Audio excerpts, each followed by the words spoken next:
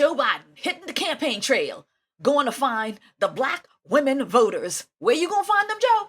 Oh yeah, I'm gonna find them on church Sunday morning. Sunday morning. Glory, glory. Joe Biden has crawled once again back into the arms of the black church. And for what? For votes. Particularly from whom? From the black woman.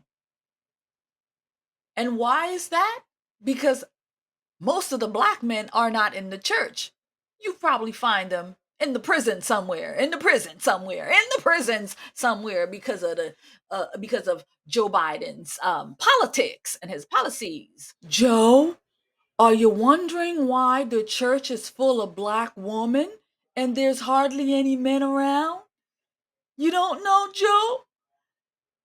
That 1994 crime bill that you wrote, man, that has a lot to do with it.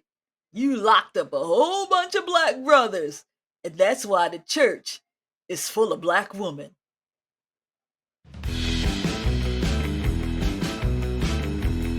I stand here humbled, being the first sitting president of the United States to have an opportunity to speak at Ebenezer Sunday service. You've been around for 136 years. I know I look like it, but I haven't. I'm God-fearing thanks to my parents and to the nuns and priests who taught me in school, but I am no preacher. But I've tried to walk my faith as all of you have. I stand here inspired by the preacher who is one of my only political heroes. Dr. Martin Luther King was born in a nation where segregation was a tragic fact of life. He had every reason to believe, as others of his generation did, that history had already been written, that the division would be America's destiny. But he rejected that outcome. There's always hope. We have to believe. And ladies and gentlemen, that was Dr. King's path in my view, path to keeping the faith.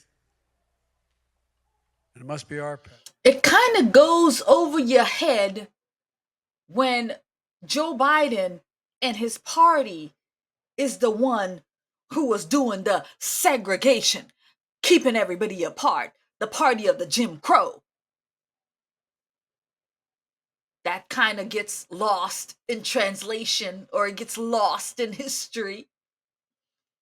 That it was Joe Biden and his party that wanted to keep the slavery. That's why we went to war. They wanted to keep slavery going. But that kind of goes over, not over well in history. Then it forgets to tell you that him and his party, the Democrat Party, is the party that wanted to keep you locked up in chains.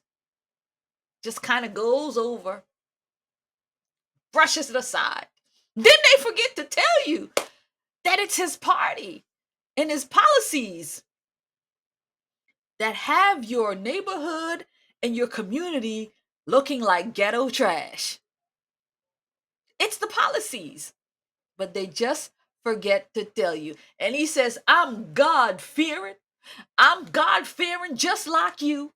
My mama and my daddy taught me all about hell. The nuns and the Catholics taught me all about hell.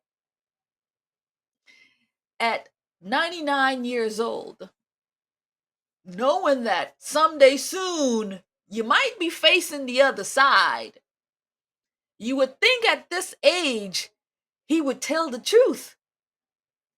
You would think at this age he would tell the truth about his policies, about his party, about his history. His history with the KKK. Yeah, that too. But unfortunately, poof, just goes out the window like everything else the Democrat Party has done to black people. That false pastor trying to gaslight you, him and Joe Biden. Go on and find you another church. Go and find you another pastor. Go find you another preacher. Friend, if you enjoyed that segment of the episode, click right here to enjoy the full episode.